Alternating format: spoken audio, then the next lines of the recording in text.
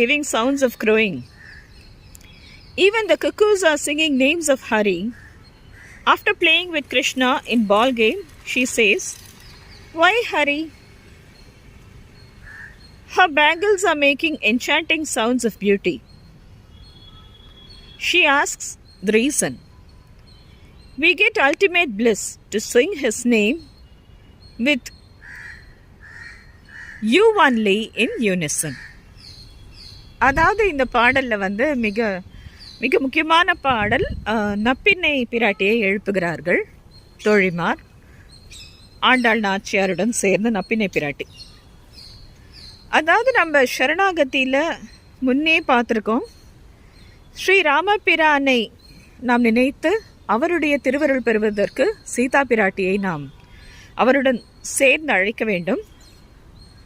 வராக எம்பிரானின் திருவருளை